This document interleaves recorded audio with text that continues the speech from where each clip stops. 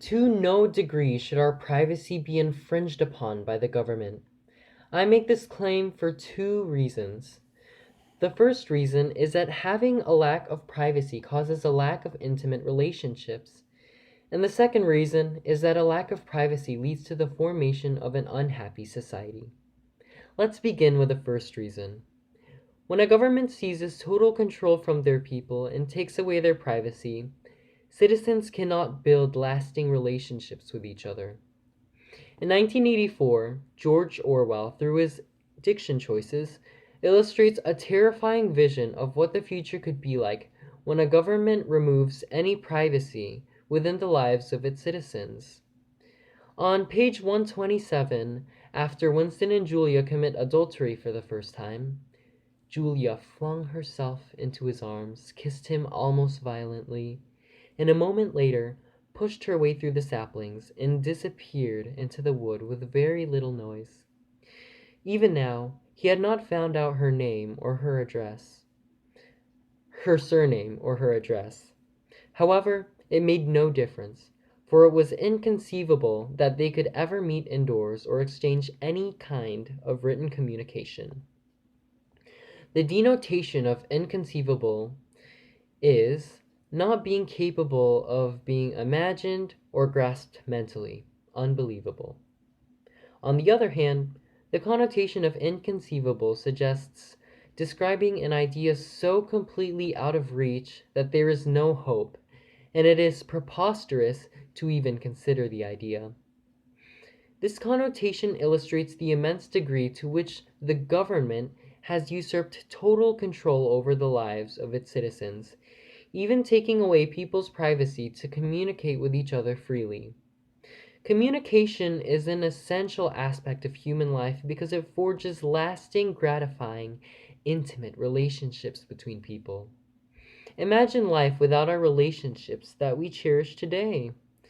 Life would be so gray and insipid without them. In this case, because the totalitarian government deprives Winston and Julia of their privacy, they do not establish as strong of a relationship. And as we can see from the end of the novel, their relationship did not hold, and they ended up cutting off ties with one another, all caused by a lack of privacy.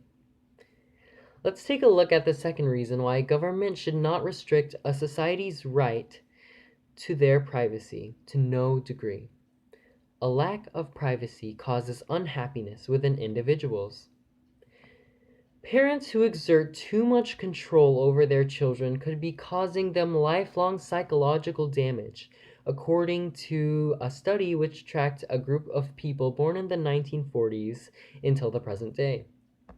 Researchers found that people who reported their parents had intruded on their privacy in childhood or encouraged dependence were more likely to have low scores in surveys of happiness and general well being carried out into their teens, their 30s, and even into their 60s.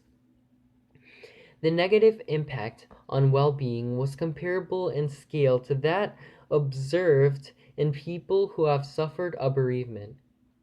It makes sense why people are unhappy when they are robbed of their freedom to privacy. Having privacy allows people to experience a gratifying self of control, autonomy, and individuality because they know that they can make decisions for themselves. Robbing people of this happiness by robbing them of their right to privacy is absolutely unfair.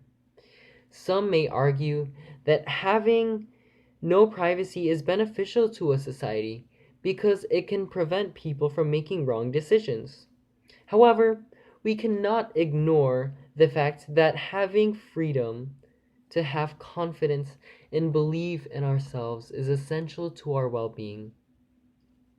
In conclusion, to no degree should the government unjustly monopolize all the power from the people and take away our privacy, because a lack of privacy leads to depriving people of lasting intimate relationships, as well as the development of an unhappy society. After reading 1984, I am so relieved to live in a society where I have the freedom to make my own choices, cherish my relationships, but most of all, to be happy.